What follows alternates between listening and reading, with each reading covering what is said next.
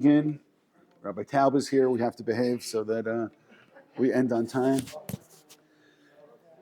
So what we're going to talk about today is, and this is very predictable. We're going to talk about Yaakov.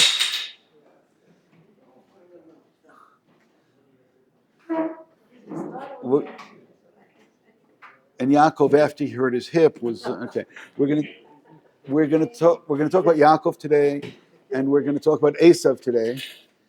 And it's the things that I'm going to say about Esav that are going to probably get you more upset, especially if you're from Brooklyn or Queens or so on. And I understand that. So let's begin.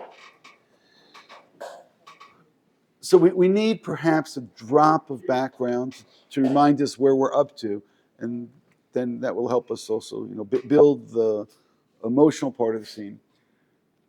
Yaakov has run away at least 20 years ago. I know the various computations that perhaps there's more, there's missing years. Once again, whenever there's missing years, then we put them in yeshiva. That's the best alibi, right? Where were you? I was learning. Where? In the mirror. Okay.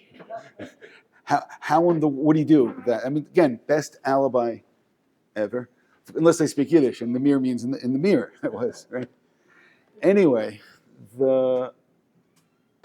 at least 20 years. Quick math, 7 years for Leah, 7 years for Rachel, actually 7 years for Rachel twice, and then another 6 years until he leaves, so that gets you up to 20 years. The last time we had seen Esav was mumbling to himself, actually internally, doesn't even necessarily verbalize it, was that he was going to kill Yaakov. Rivka takes it quite seriously and tells him run away and escape, go, and give him a little bit of time, and she stresses a little bit of time. And Esav will calm down and he'll forget about this. I love that. He'll forget about this. Right there when she says forget about it, it's at that moment that you realize that Rivka and Lavan are brother and sister. Because I'm not going to explain. Again, I don't want you to get upset at me also about what I say about Rivka. But we understand that it's not necessarily that he's going to calm down. He's not necessarily going to forget about it. And she says, and I'll send for you. Now, once again, the thing which is haunting about where we are right now is that as far as we can tell, Rivka has never sent for him, which either means Rivka's not alive or it means that he has never calmed down. So we'll just say it, or both. But we have no reason to believe that Esav has calmed down, even though many years have gone by. And the one who apparently senses that is Yaakov, and everything about Yaakov's attitude facing this upcoming rendezvous with his brother points to the fact that he is terrified, points to the fact that he thinks that he's going to die. It points to the fact that the only question really will be how much collateral damage will there be. And that apparently, again, that I don't want to, so I have to say apparently, I'll say it just to make you happy. If there's any lawyers over here, can sue me. What do you mean? How can you prove this? And so on.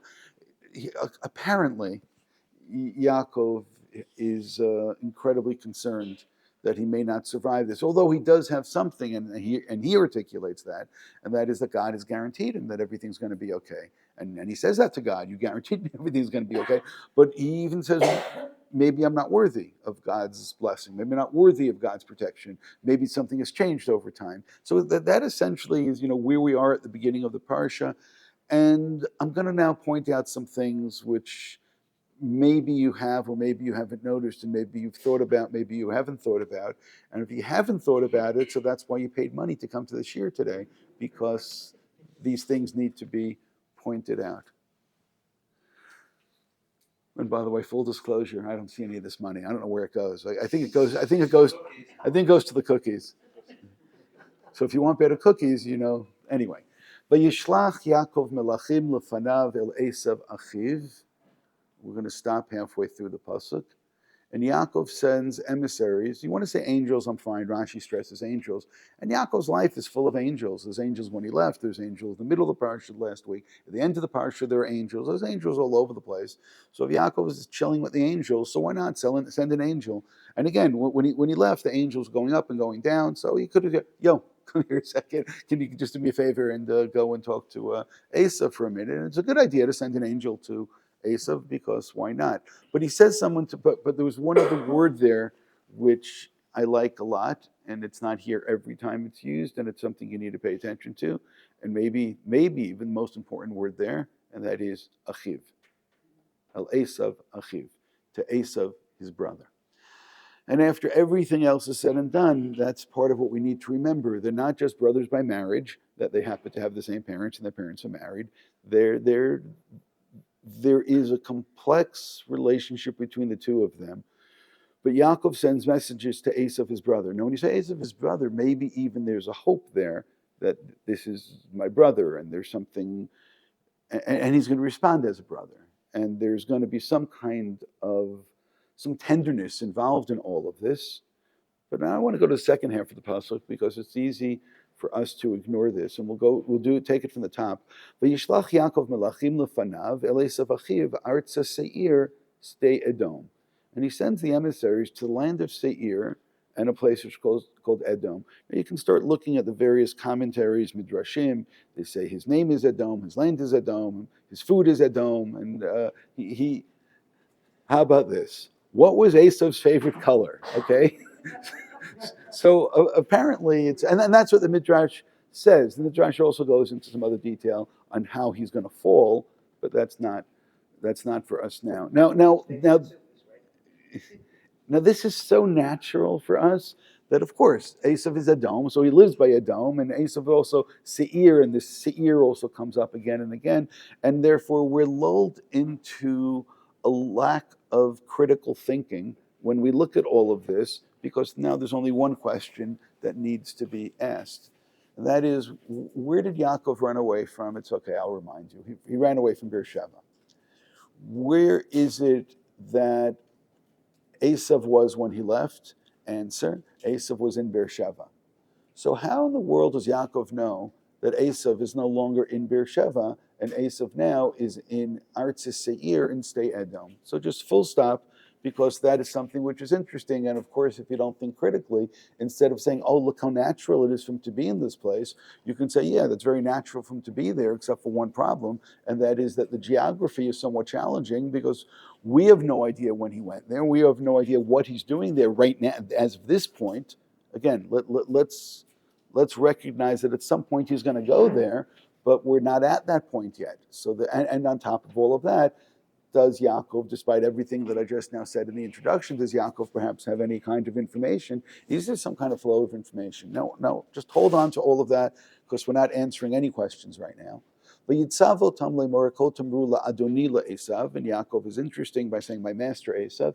Yaakov's strategy apparently is such that which he took from Esav, which got Esav so upset, was the bracha, which among other things says that you will be the master of your brother. So Yaakov apparently is trying to undo the sting of that, or the opposite, by the way, because Esav can just, oh, you're calling me the master, you're making believe you didn't steal this, and this could have gotten, again, if Esav is mad at you, when somebody's really mad at you and wants to kill you, there's nothing you can really do to calm them down, because anything that you do is going to enrage them, because people that want to kill you are generally very combustible and very easy to enrage. So Yaakov, by doing this, again, I understand why he's doing that, but nonetheless, I'm just going to point out that it can just as easily backfire as it can work. But nonetheless, he says, so now you see, of course, that he doubles down on this strategy in terms of, again, he's absolutely dealing with the point of contention, and that point of contention is that bracha that Yaakov somehow kind of took surreptitiously, even though it was designed for Esav. And then he says as follows, Komar Avdecha Yaakov, Im Lavan Garti ve'ichar adata. I was with Lavan, and I kind of got held back a bit. Now, think a second, and I know Lavan Garti Tarig Mitzvot Shamarti, and that's one of our favorite Rashis. I did see an article once that was not in the original Rashi, that somebody added it in at some point. I if you're interested, you can Google as well as I can. But I do recall seeing that was not part of the original authentic Rashi, and somehow it entered at some point. I don't know when or why. As I said, you can go looking for that. And I was delayed till this point. Now I want to go back to the narrative in the family, and of course, being our complex, dysfunctional family, we have multiple narratives. But as far as the narrative which Esav would have heard from his father is that, where's Yaakov? Oh, he went off to find a girl. Now, generally, dating does not necessarily take all that much time, right? So, 20 years have gone by, and again, at least 20 years have gone by, maybe there's an extra 14 years or so, but 20 years have gone by, and you haven't heard from Yaakov, so therefore, again, has there been a flow of information going back and forth or not? Either way, Esav should suspect at this point is that Yaakov okay, I'm going to make it sound happy, a happy ending. Yaakov was yeshiva bacher, so what's the dream of every yeshiva bacher? He found a wealthy father-in-law, and now he doesn't have to go to yeshiva anymore. No, I'm sorry. And now he can learn as much as he wants. And Yaakov is living with his father-in-law, and of course Yaakov's life was complex at home, and now is equally complex where he goes to. Yaakov's life is always complex. But Esav's perspective of Yaakov's life, which maybe you never think about that much, where is he all of this time? So again, does he know that he ran away because he knows what Esav was thinking about killing him?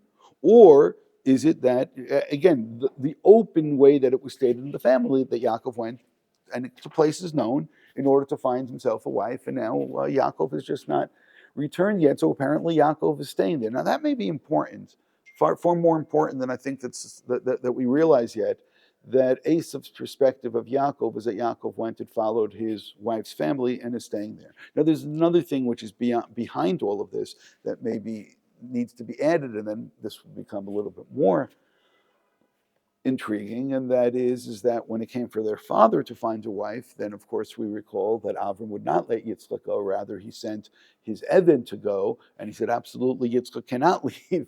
Right? I don't want my son to go to this place. And I'm not dealing with the larger issue, could Yitzchak leave Israel or not? He doesn't want him to go back and to reverse the Lech Lecha process, and he wants Yitzchak to stay here. So the fact that Yaakov goes and doesn't just send someone is itself interesting. Of course, Yaakov has to go because we know that there's other narrative, and that is he's running away from Esav. But on the other hand, there seems to be this other value which should have begun with Lech Lecha, and what's that value? And that is that living in the land of Canaan, a land that will at one time become known as the land of Israel. So therefore, Yaakov not living in Israel over all of these years, that should be somewhat problematic. So again, if you were to ask Esav, hold it, where's your brother? He's a Yored, right? He left. He followed the money. He's living the good life. Which means, again, I'm going back to Esav's perspective of Yaakov. So who is not following the values of the family? Is it Esav or is it Yaakov? So now you can look at Esav's mind. Yaakov is the one who supposedly was the good kid and always did the right thing, although Esav may not believe that for a second because he knows Yaakov. Again, this is a complex relationship. And where's Yaakov? So Yaakov went and he's living someplace else now. So now I want to come back again. Yaakov sends messages to Esav in Seir, stay at home. How in the world does he know that he's there? Okay. He sends a message saying to him that, your servant and so on, and my master.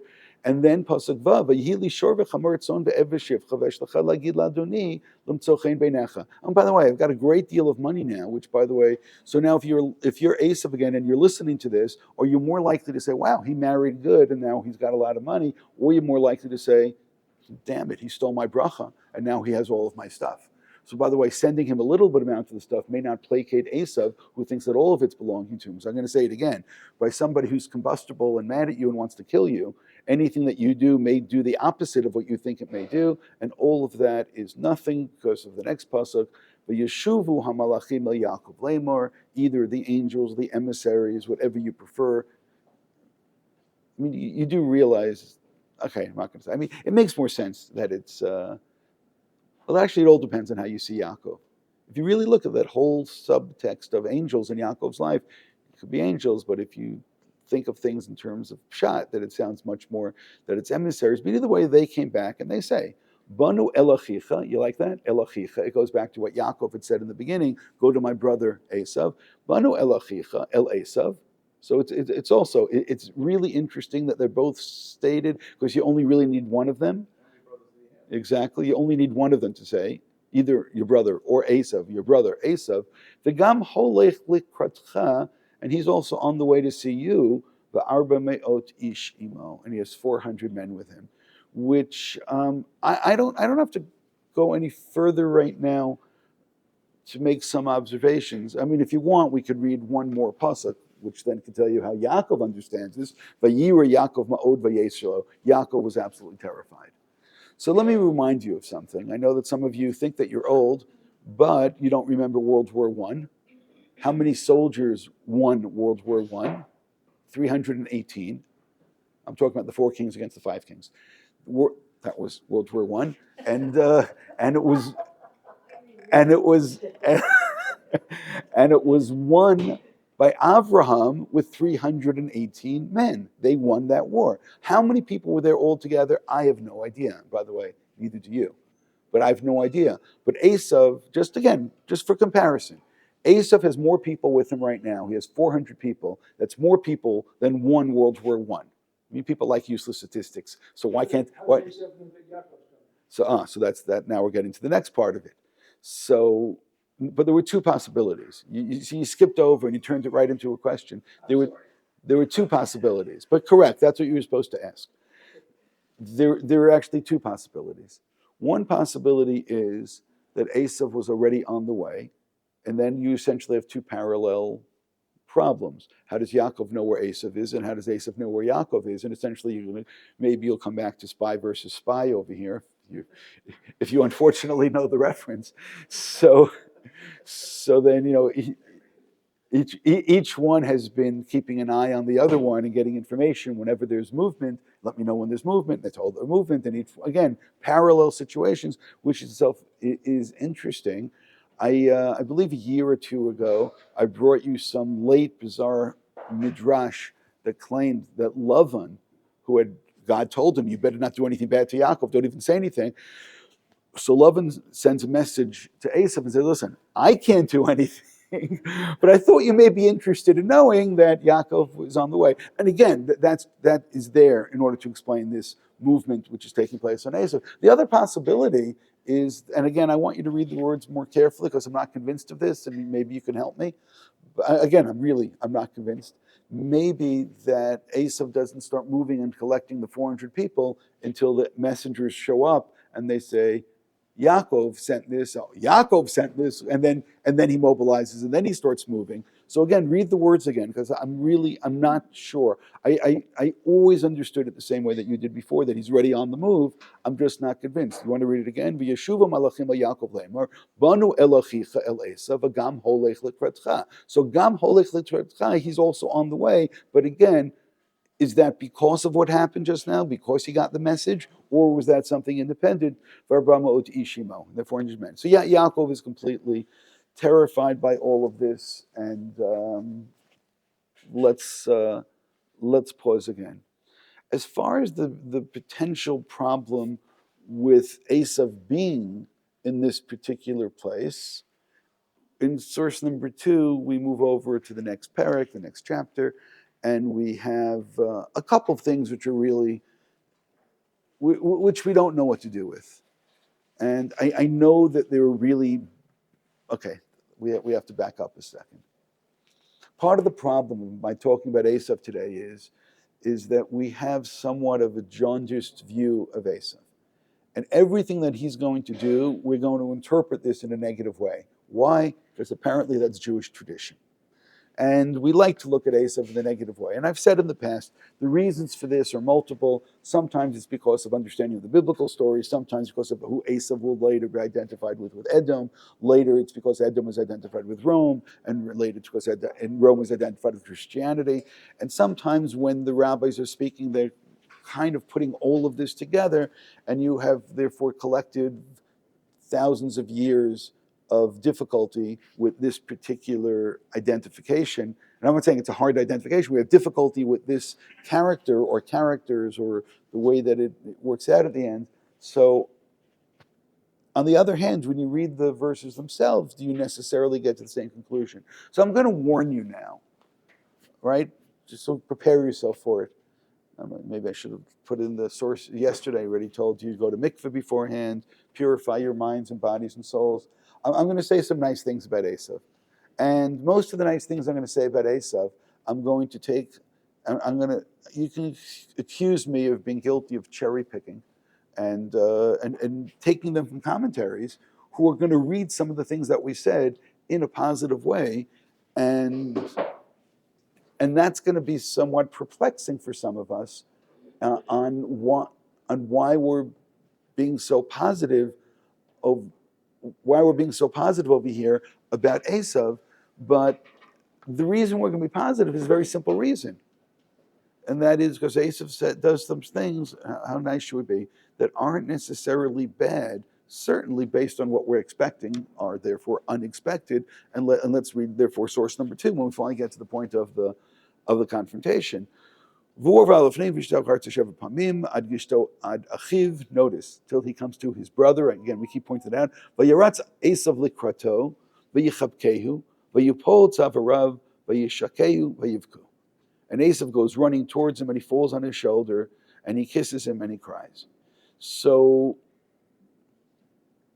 just stop right there for a second. I know you're going to have a hard time with this, and I'll say it again. Some of you are brought up in the midrashim that Esav was trying to bite him and so on. If you look at the last source that I gave you, the last source is from Midrash Rabbah, which is the source that, and maybe even you'll see something interesting there. Source 32. Vayaratz Esav l'krato v'yishakehu. Nakud alav, there's a certain type of nikud, which is on top of those letters in the Torah. Rabbi Shimon ben Elazar, by the way, Rabbi Shimon ben Elazar is Rabbi Shimon bar Yochai's grandson, right? Rabbi Shimon and his son Elazar, and then his grandson Rabbi Shimon ben Elazar. The whole family, father, son, and grandson, had interesting things to say about non-Jews. I'm just going to say this generally. Rabbi Shimon, okay, we'll just, again, keep that in mind. Rabbi Shimon, I believe, is the one who said that it's a halacha that Esav sones Yaakov, Esav hates Yaakov.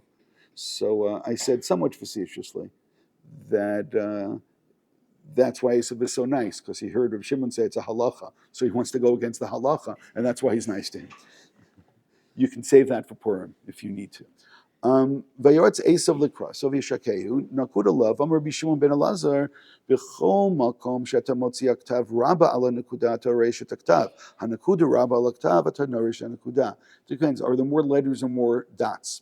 Kahn lo katav rabba al nukuda v'lo nukutav rabba al katav el melamid shenichmiru rachamav boto sha'a unashku b'chol libo. I mean, what a nice, I'm sorry, I told you, we're cherry picking. What a nice, beautiful sentiment. At that moment, Esav saw his brother, his long-lost brother. His brother who he hasn't seen in many, many years. Now, I'm not talking just the 20 years. His brother who there's been all kinds of difficulty. And when it comes down to it, you know what? Family is family, and this is his brother, and bygones, and let's just forget everything else at that moment. At that moment, what does it say? And again, some of you could be disappointed because you were rooting for the hunter. You were rooting for the guy who's going to rip him apart and kill him and bite his neck and blood and guts and gore. And those of you who like Dracula and so on could have gotten all excited from this.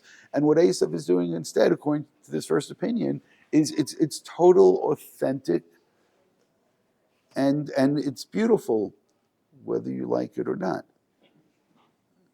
It continues and it says, he goes, yeah, that's great. Then why do we need any nikudot there? I hope you love the way that they flip that around, turn the kuf into a kaf. He didn't come to kiss him, he came to bite him. So Rabbi Yanai, what are you doing? If the words wanted to say he came to bite him, you know what the Torah could have done? It could have written that he came to bite him, which means he's essentially saying, I don't trust Esav.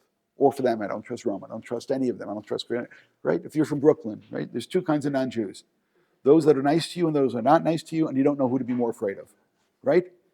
Right? The ones that are not nice to you, at least, okay, you know exactly what the score is. The ones who are nice to you, that's much more frightening. Yes? Ooh.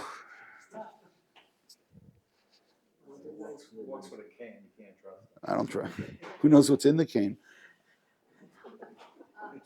You want me to get political? You trust all the evangelists that are supporting Israel? I mean, I could say that my understanding of theology, which they can say that I should only know Jewish theology, but they've been claiming for a while they want to help Israel. We should come and we should fight a war and we should bring Armageddon. We should destroy one another, and then Jesus will come back and everyone lives happily ever after. I mean, I don't necessarily trust them when they like us. Anyway, I've said what I've said, and I know there are lots of people who are on the payroll who do like them. Maybe if they paid me, I'd like them. I don't know. Anyway. I still wouldn't trust them. Amar Rav Yanai. So Rav Yanai say no, he came to bite him. V'naset savro shel Avinu Yaakov shel shayish. And miraculously his neck turned into marble. V'kahu shinav. I hope you love what it just now said. V'kahu shinav. It just now turned Esav into the Rasha from the Haggadah. His teeth were blunted. Shel ota rasha. Again, you almost can't miss this. I sent this to somebody yesterday. He goes, how did all of my Haggadah with all the commentaries miss this? So I said, I don't know how they missed it, but that's exactly what it's doing. It's turned. By the way, you can say Yaakov is the Tam, right? I told you a couple weeks ago, somebody, the same guy, and he liked that. I said, okay, you want Yaakov to be the Tam? Here you have Esav as the Rasha. Why did they both cry? Yaakov was crying because somebody bit his neck. And that one was crying because his teeth were broken. So, and if you love this medrash, so it probably says more about you than it says about what happened in the Chumash. So I'm going to say it again: is that we have a reunion, which is actually a pretty tender reunion. And now you really have to ask yourself another question. Esav is out of character, or, because again, I'm not going to whitewash this. Esav does things which are not right. When is Esav out of character? Are we going to build our whole understanding of Esav for the next, till kingdom come, if we're already there? Are we going to base our understanding of Esav based on that one moment where he said to himself, he didn't even articulate it, that when my father is dead, I'm going to kill my brother. And by the way, even think about that for a second. When my father is dead, I'm going to kill my brother. There's even something respectful about that. Because, by the way, just a comparison, the Bnei Yaakov, when they were dealing with Yosef, never said, when our father is dead, we're going to take care of him. Rather, let's kill him and let's see what will be with the dreams. So it's interesting that that Esav is actually in his inner mind, now, do you want to call this a fantasy? Is this a plan or is this a fantasy? His fantasy is, when my father's dead, I'm going to kill my brother. And again, during the days of mourning for my father, it's even nicer. He even says it in a nicer way that I'm letting on. During the days of mourning for my father, do you realize that in this articulation, it's a doubled aspect of Kibud Av? Well, I'm mourning for my father, right? Then I'm going to kill. I mean, the jokers say that he doesn't want to sit Shiva twice. So when he's already sitting Shiva for his father, then he's going to kill Yaakov because he doesn't want to sit Shiva for Yaakov independently sitting for his father. But that, again, you all realize that there are certain things which are serious, and that's not that serious. Excuse me? When did Yitzchak die? Do we know? Yes. He's still alive. Yeah, because we're told how old he is. He's still alive right now.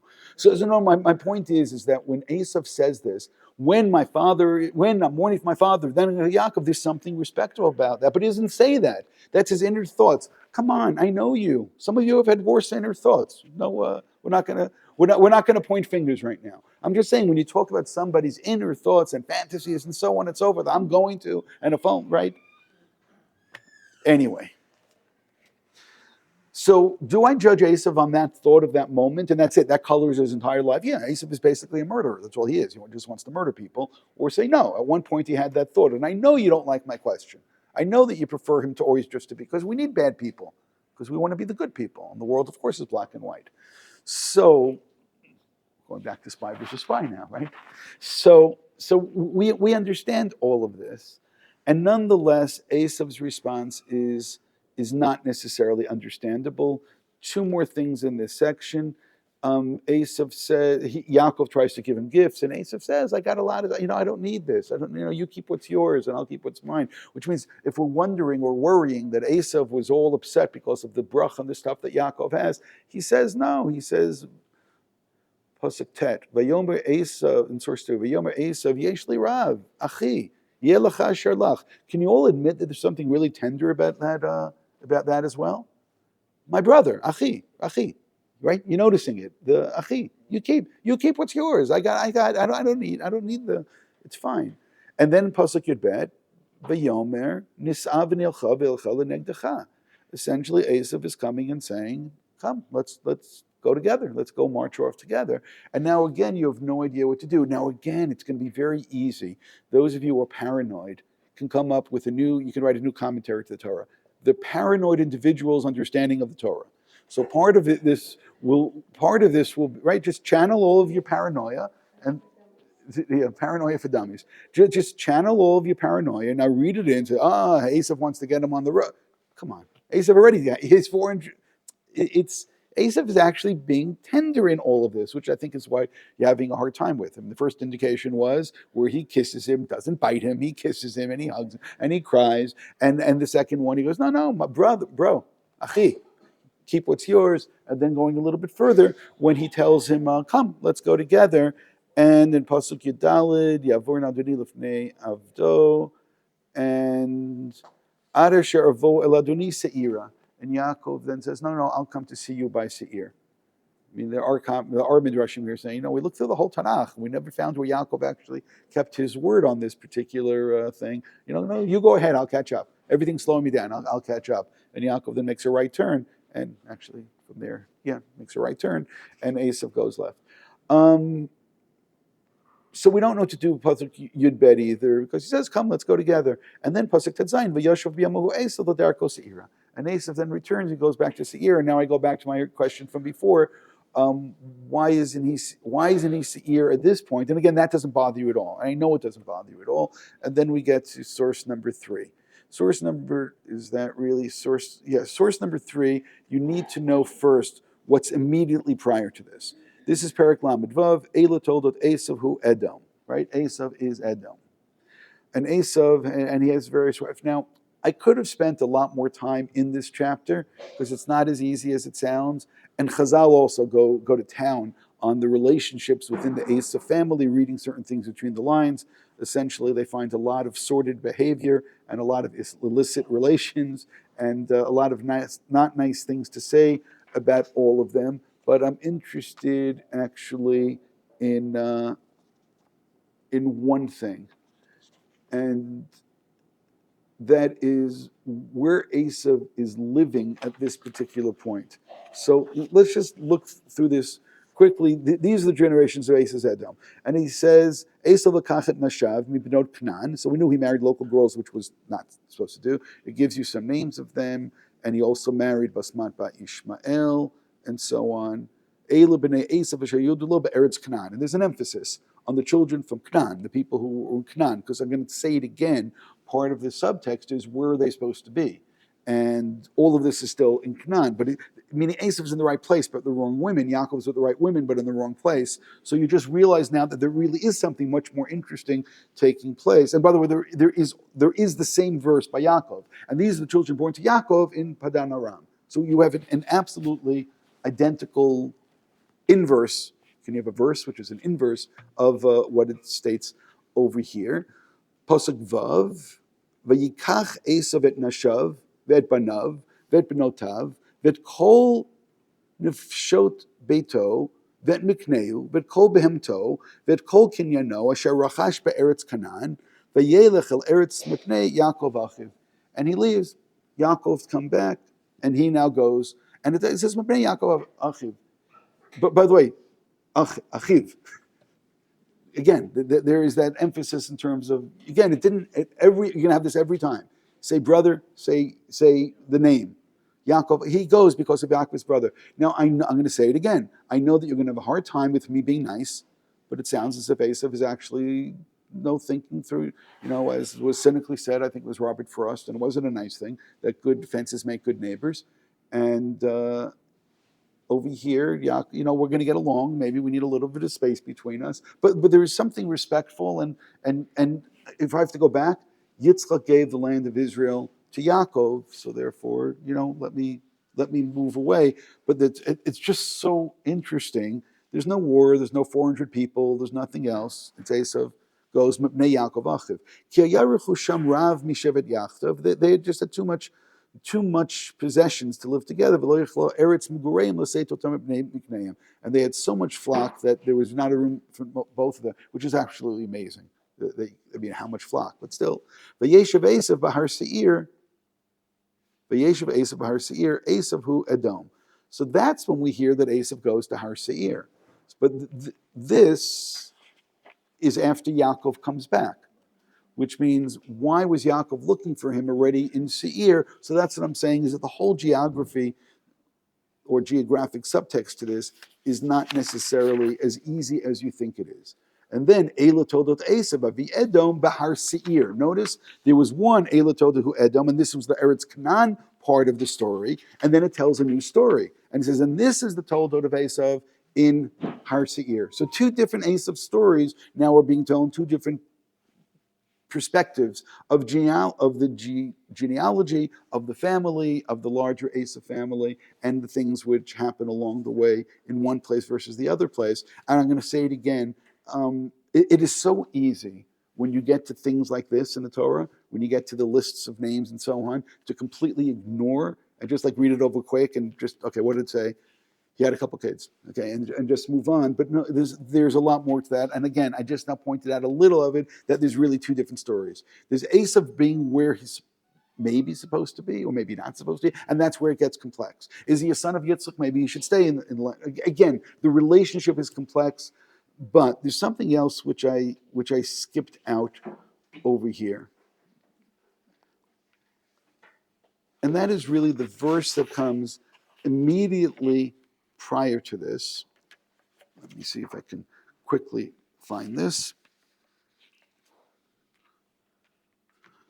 Look at source number 9. Vayavo Yaakov el Yitzchak aviv Mamre.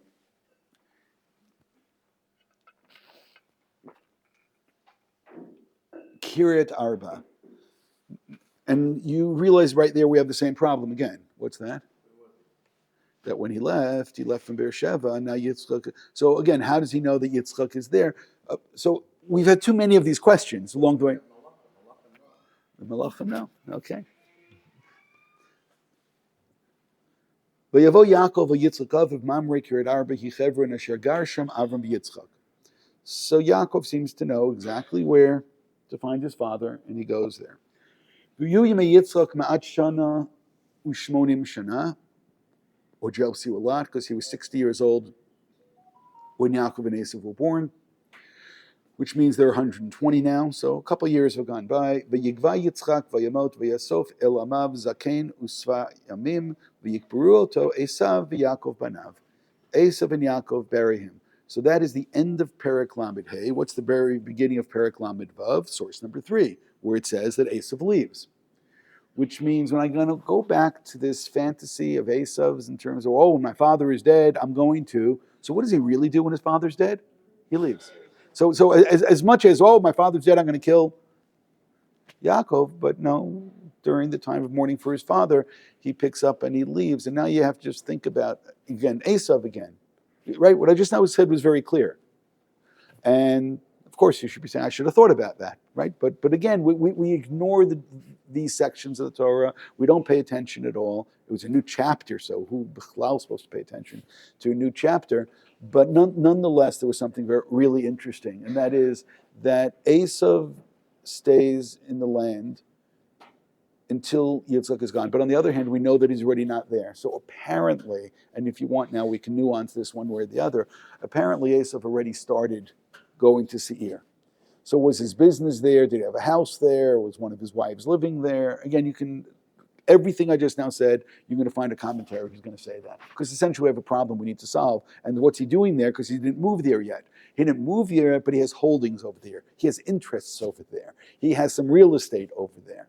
And that itself is interesting, that there's a process. There's actually some battles that take place over there, where Esav goes and captures and takes some things, which there are those who want to read the 400 men within that context. The 400 men of, okay, now we're going to have to go back to, if anything to do with Yaakov, or more so something to do with Seir, because I'm just trying to point out that we have a problem. And our problem is why is Esav being so nice when that is not necessarily the Esav that we love and respect? I'm going to say it again. We can easily find those who are going to interpret everything that Esav does as the opposite of what it says, or give really a terrible intention in everything that he does. And again, didn't come to kiss, he came to bite. That was the most, again, that was perfect in terms of getting an example of this. But on the other hand, the evidence of the Yaakov-Esav relationship is not as negative as some of us think that they are. And I'll even go one step further. Esav is supposed to be this tough guy, this hunter, and he goes out to the field. And when he talks to Yaakov, he's able to be very vulnerable to Yaakov. And there's, I need you to help me. I can't do everything. Which means, is Esav able to be vulnerable to other people or not? Which, again, even that early scene, with the, and then Yaakov turns around and says, okay, so give me the Bechorah. But it's, I'm not talking about Yaakov's action, Yaakov's behavior, justified not, is this part of what his mother told him or not. I'm going to one point, and that is Esav is vulnerable when he is speaking to Yaakov, and against that sense of vulnerability we never see in any other conversation. And Esav and Yaakov, again, from Esav's perspective, the relationship is a lot more tender than any of us ever imagined. And I said, I know, I'm going to upset people when I say this, but what do you want me to do? Let's look at some of the evidence over here. So let's try to look at a couple of commentaries, and then there's some things that I hopefully can point out, and we can get to some kind of conclusion. Look at going back, source number 4. That gives you everything is read about him. Hu Adom, Artso Aduma, Machlo Adom, V'Giburav Adumim, and so on. And then also talks about the fall of Esav in the future. Ibn Ezra, source 5, Ki Eretz Adom, Ben Charanu, Ben Yisrael. He's trying to figure out the geography. Hold it a second. Where exactly is this place, and where did it go to? I'm going to leave it because a number of people try to figure out the geography of this, and that's of less concern. Source 6, the Radak. Artsa Seir, again, Yaakov sends message to Seir, Sheshama, Shesham Haya, Avaloya Shochen Sham Im Beito, Ki Be'eretz Canaan Haya Beito Adayin. So the Radak, when you realize the Radak, he learned the whole parsha. Okay, good. The Radak knows everything I just now showed you, and he knows he doesn't live there yet. So what's he doing there? Yaakov heard that he's there, that he goes there a little bit. Only later is he going to move there completely, but he's got some interests in this place. But again, you realize now that the Radak is dealing with a problem that didn't bother us at all till we realize that there's actually a problem over here. Source number 7, Rabbi Avram ben Arambam, Vayishlach Yaakov, Shalach Yaakov, El Achiv Artis Seir, Lefish Yegiya Elav Hashmua, Ki Sham Haya Be'etahi, Shrei Lo Natak L'Sham Lagamr L'Shtakeya B'Kfiut, Ela Acher Chazarat Yaakov Min. So that's same as we saw in the Radak, that he says that he heard a rumor that he must be there, but we know he didn't move there yet. The Ramban in source number 8 is good, it's important, but we're not going to read it. He also has some Hanukkah messages at the end, so you should feel free to look at that whenever you want. He also goes into some of the geography. Source number 10 is that verse that I cited before, where it says that Esav hated Yaakov al habracha. But it doesn't say he hated Yaakov. But Yistem Esav et Yaakov al habracha asher bracho aviv. So you have to be careful, because we can just decide, especially of course the rest of it, but Yom Esav bilibo, Yikruvu Yemei Evel Avi v'herga et Yaakov Achi. By the way, even there, Yaakov Achi, and that should be much more disturbing. I'm going to kill my brother Yaakov, but again, how many of you ever said to your siblings? Don't tell me the answer. How many of you ever said to you, even better? How many of you have thought this about your siblings? I'm going to kill him. And again, should we color the entire relationship based upon that? But again, even there, you have that emphasis, Yaakov Achi. And I'm going to say it again, if you were all really sure about the relationship before we started today, I hope you're not as sure now as you were before.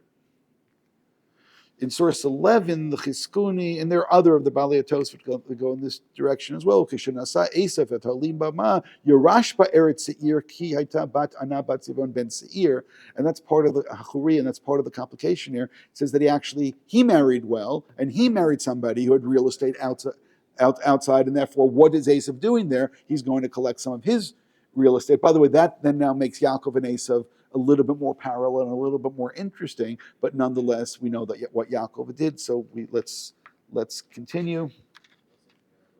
The Moshe of Canaan, and again, various Balei would go in the same kind of direction.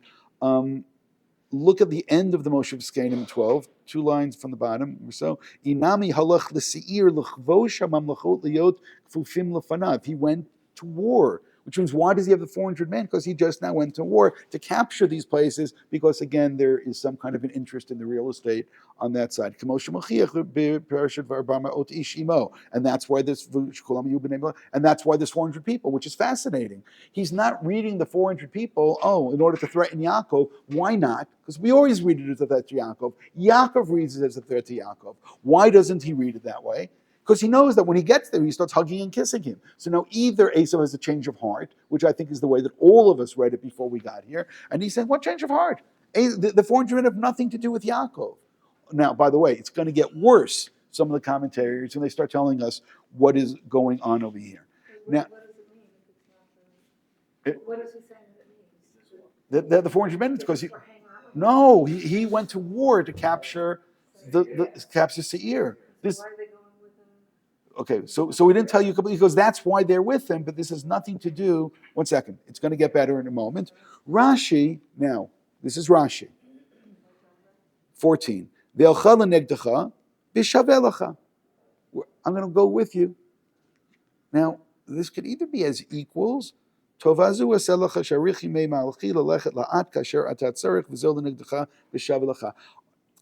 say as equals, I could be accused of overstating this, and I am. What Yaakov says, Esav says, let's walk together. Esav, these throw me down, so I'll go with you. I'm going to go at the same speed as you. Whatever you need, I'm there for you. Which means I don't have to really say as equals and overstate it, but Esav is saying, I'm there for you. That's what he's saying. You're going slow, so I'll go slow. I'm not in a rush, because, should I add on, which you won't like? Because that's how you treat families. Go to 16, back to the Radak. The Radak already, taken us halfway before. Vayishlach el Eretz, he went, Shaya Yoshev ba derech Arai, Kodem Sheba Yaakov. Again, he used to go there occasionally before Yaakov came. Vata, Achu Sheba halach misham, kol asher lo, b'pnei Yaakov. But now he moves. Vatam ki yaruchu sham rav. V'nitcheu mipnei mipanav, ki yada, mibrachot aviv shebirech et Yaakov tiya Eretz Canaan lezer Yaakov. So he's actually saying that why does Esav leave? The one thing we know about Esav, even before I started today, what's that? He has kibbut av. What was the bracha that the father gave to Yaakov? Now that he'll have the land of Israel, land of Kahn. Now you have every reason in the world, if you're Esav, to say, do I care what my father bracha he gave? He stole my bracha. I'm going to honor his bracha. And that's why the Radak is fascinating. He says, yeah. Esav honors, respects his father even after his father passes away. His father passes away, and therefore he goes. And then he goes, Ulai shamame aviv ki tein hakel lo lazar har seir, lai nemer lo b'nevuah, v'chein ki yushal Esav natati et har seir. In Devarim, we're told, don't go and attack Esav, right? Because I gave Esav har seir, so it just now suggested that maybe his father told him, I'll go to har seir, that's your place. Or it said, did you see what it just now said? Ulai nemer lo b'nevuah. That maybe God said prophetically to Esav, this is where you should live. Oh, come on, that's just absolutely great. That now Esav is getting nuvu. Now again, I've previously played with the idea that just like Avimelech gets a warning at night, and just like Lavan gets a warning at night, maybe the reason why Esav is so nice because he gets a warning at night. But that's not the same as calling this as a nevuah. And it's not the same saying don't do anything to Yaakov as saying this is the place that you should be. But you just see the Radak is, again, willing to go in all kinds of ways to explain this. The Rashbam in 17, in Lavan Garti, Kasher Yadata, b'mitzvot aviv imi. Yaakov is justifying himself. Why was I away all of this time? Because I was following my mother and father's command. Continue achicha el Esav, banu el achicha el Esav, umatzata chen be'inav kasher amarta. וגם הנה הוא מתוך ששמח בביאתך ובבהתך אותך, הולך לכבודך ו400 איש עמו לכבודך. זה עיקר פשוטו. So I hope that the Rashbam just blew you away. Do you realize what he said and where he's saying it? You didn't, because I did it too fast. So I'll do it a little slower. This is when he sent, in the very beginning, where we started, he sent the Malachim, and they come back and said, Esav is on the way with 400 men, and Yaakov was completely terrified. How did he explain it? We sent the 400 men, told him you're coming, and he was overjoyed to find out that you're coming home. And because he's so happy that you're coming, because you're coming and he loves you, he's bringing the whole marching band, he's bringing all these people in order to honor you on your return to the land of Israel, to make this. So you say, and by the way, it's not enough that the Rashbam says that. What does he say? V'zeh ikar pshuto. He goes, that's pshat. Now, what convinced him to say pshat? And I say this all the time. What is pshat? Pshat is a contextual understanding of the Torah. What is sometimes the question? How broad your canvas is. The Rashbam apparently is reading the entire chapter together, and what happens next is Esav comes overjoyed. So rather than saying, oh, miraculously at that moment, he's overjoyed and goes running to kiss him, not to bite him, you say, no, already, immediately, he hears Yaakov's coming back, he's good, he's happy, and so on. But on the other hand, what about Yaakov? Who lo he min? He didn't believe it. Yaakov, again, now all the amateur psychologists can say that Yaakov's got some guilt, and Yaakov can't believe it, and Yaakov's still afraid. But the Rashbam is great. The Rashbam just now said that there's again, like all the time, there's this lack of communication between the two. And Esav loves Yaakov. Those words you were never thinking you'd see or hear. Esav loves Yaakov, and Yaakov is afraid of Esav. So the Rashbam says this. You look at the Ramban in 18. Adashur Volodon of Seira, Hayalak Bishavel Eretz Derech Eretz Seir Vine Amarlo, Esav Echad Naglasha Lo Yiparade Mimenu Ad Shuvo El Av Lasot Lo Kavod Bevo El Artzo. That his, again, same approach as the Rashbam. That Esav says, I'm going to go with you because he wanted to honor Yaakov upon his return to Israel. Give him a proper, honorable, what do you want to call this? This whole entourage is going to go out and honor Yaakov as he comes back in. In source 19, that was the Ramban just now. Source 19 is one of our favorite, especially growing up in Brooklyn and Bensonhurst. This is Rabbi Yaakov Sakili. Rabbi Yaakov Sakili is generally translated as Rabbi Yaakov the Sicilian, right? He's from Sicily, right? And he's a student of the Rashba, who's a student of the Ramban. So what we just now read in the Ramban, it's the same tradition. He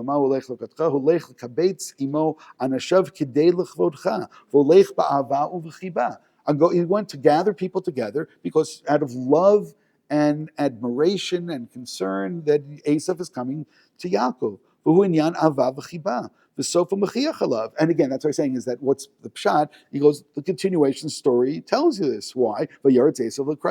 So instead of saying that there was a change of heart along the way, what is he saying? That no, this is the same story, and he continues going along in the same direction. Again, how many more people do you want me to show you who say this? In source number 20, you have says it, and we have a lot more.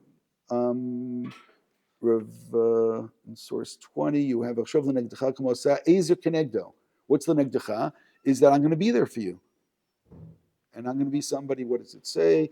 Kilibo kain libo she'alo la'ezer b'derech u'mochan l'tovato. V'ayta kavadato Esav shehu v'Yaakov levado imtzata anashim v'avadim yachu tchila eretz seir v'sham yichabduhu k'derech shevet achim yachdav. So again, I apologize for all of the positive, but they're saying, read what it says over here, read what's going on. And there seems to be this incredible, now, there's something here that I still need to explain. Give me a couple seconds and I will still explain it. In source 21, like Tava Kabbalah, he also goes in that direction. He goes, no, they should go together. Yachad, v'nelcha yachad shnei ohavim, shebepredotam kasher leim, Hosif lomar ritzoni leched yitcha b'chavertcha lehishtasheya yachad b'divrei sipur v'hagadah. Like as old friends want to travel together and we're going to tell over stories and we're going to recall the past and we're going to have a great time together. And this is not, I'm saying, it wasn't what you're expecting. And therefore the traveling is not going to be so difficult.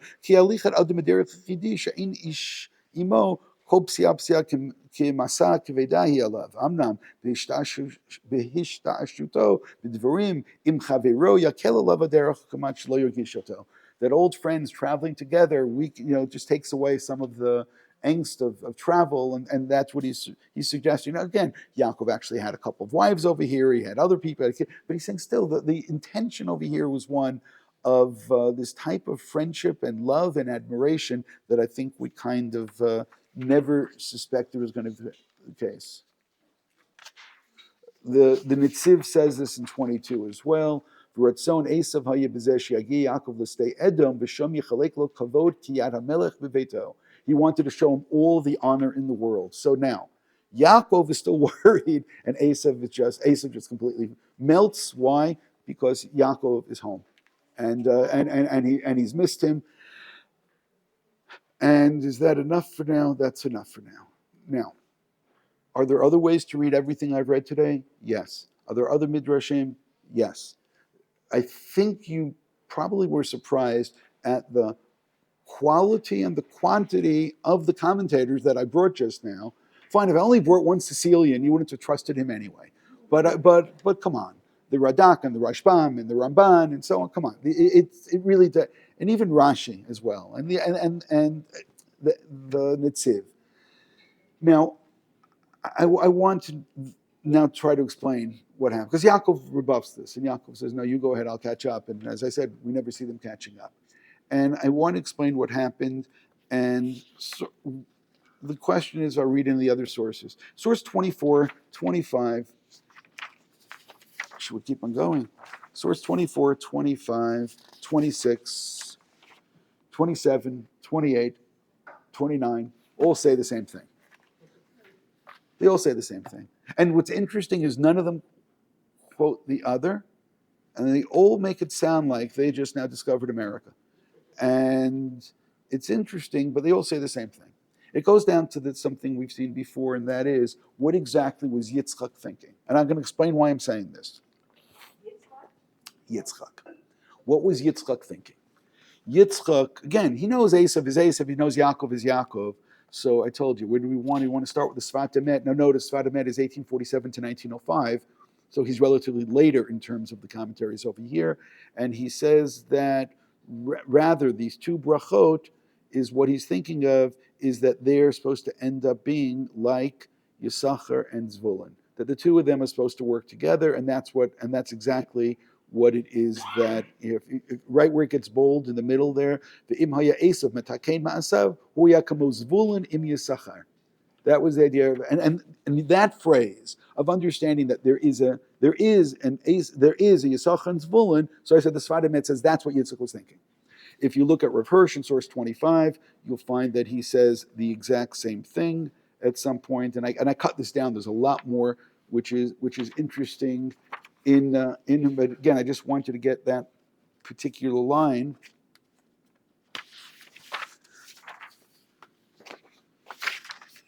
Sorry, too many pages here. Yeah. Where he says the exact same thing about that they were supposed to be like ובין יעקב כשהתקשרות יששכר וזבולון. איך רוצה לעשות התקשרות בין עשו ובין יעקב כהתקשרות בין יששכר וזבולון. So as I said, he says the same thing. He also adds maybe it's supposed to be like Shevet Levi and Yisrael, so he uses two different models, but he goes in that same direction. The Chatam Sofer, by the way, we're going backwards now. 1 second, we were at 25. Did I skip somebody there? Where did I have the 26? 26 was that was the Malbim saying that I just now quoted.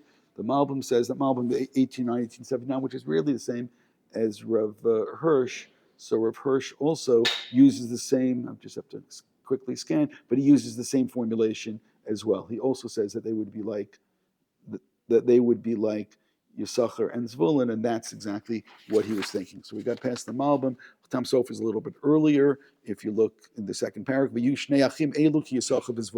so you look 28. We've gone back again. It's hard to say. It depends. This is Rabbi Nassan from Breslov, the student of Rabbi Nachman. So if he got it from Rabbi Nachman, then it goes back even further, and he says the same thing over here, that they were supposed to be Uvishvil Ze'achrech Zvulun, and so on. Same thing. He reads it as Yaakov and Zvulun, as Yisach and Zvulun. He says a little bit more, which takes it into the Hasidic realm. I don't know who the first one who said it. As I said, a whole bunch of people going from in the 1800s, 1900s. It's like everybody's saying it, but nobody's quoting anybody else, which I think once it was out there, everybody sees it as obvious. I don't know how early I can go looking for and find it. Now, full stop. I assume this is correct. I assume that all these commentaries are correct. And therefore, Esav, who honors his father, internalizes this message that this is the way things are supposed to be, that the two of us are supposed to work together. And therefore he says, come, let's go together. But Yaakov has internalized something else. And what was that? That was the message he got from the mother. And what was the dream that she got at the very beginning of the story? That these are going to be two separate nations. Right? They're two separate nations. And if they're two separate nations, then we don't do this together. We do this separately. So therefore, Yaakov, even though Esav comes with all the love in the world, and then says, come, let's join forces, Yaakov knows that's not the way that the story ends. That's not the way that it works out. And they says, no, I'll catch up with you. Which, by the way, the Midrashim do take that as end of days. One day we're going to work, one day we'll work this out. And even they like to say that Yitzchak is Yitzchak, he will laugh the future. Yitzchak sees the future. He sees the way there will be. At the end of days, Christianity will come, Rome will come back, Edom will come back and try to take Yaakov's hand and walk together. That's the nicer way of reading all of that. On the other hand, Esav seems to only hold on to his father's dream as long as his father's alive. And once his father's alive, then I think the pressure comes off him and he no longer has to adopt this. And then the fantasy of the momentary fantasy, perhaps, of when my father's dead, I'll kill my brother, changes to my father's dead, now I can leave. And he already started building his business there. He's already started doing things there. He's already in Seir beforehand. But now with his father no longer alive, and again, I can see that as even having a positive side to it. Well, this is also my father's dream. My father also said the land is to Yaakov. I'm going to respect Yaakov. But it's convenient when the prophecy has you do something which you want to do anyway, because we see long before this, before Yaakov got there, Esav was already trying to leave. So therefore, we may even have that Esav finds license in Yaakov's behavior. If Yaakov lives with his father-in-law all these years and goes out to the land and so on, so then Esav can also do the same thing, especially since the land was given and so on. At the end of the day, I think that the relation Yaakov and Esav is a little more complicated than it was before we started today. Okay, I think that's what's interesting. And I think that Esav, in everything we saw today, there is an ability of reading it in a positive way, not that there was some secret plan over here to do something terrible, quite the opposite. And by doing this, in essence, what Yaakov is doing, in essence, what Esav is doing, he's doing exactly what all these commentaries sense, what Yitzchak believed, is that he's supposed to be the one who's working together with and providing with and taking care of his brother, which means we could perhaps, from Esav's behavior in this week's Parsha, understand exactly what it was that Yitzchak had wanted from Esav, because now he's trying to live up to it, something that we had never seen before, and rather than questioning his motives or questioning his behavior, no. This is Yitzchak's pulling the strings and Esav behaving the way that he always believed. But there's one stronger point that we all forgot. And what's that? And that is that Rivka had a prophecy, and that's not the way that this works out. The way that it works out is they're not one nation, and Yitzchak's dream of them working together does not actually come to fruition. And rather the bracha that Yitzchak gives to Yaakov, that this land will be yours and the bracha of Avram is yours, that's the part from Yitzchak which survives, and therefore we receive this prophecy from Rivka and this blessing from Yitzchak, and that takes us to the end of this parsha. Thank you. Thank you.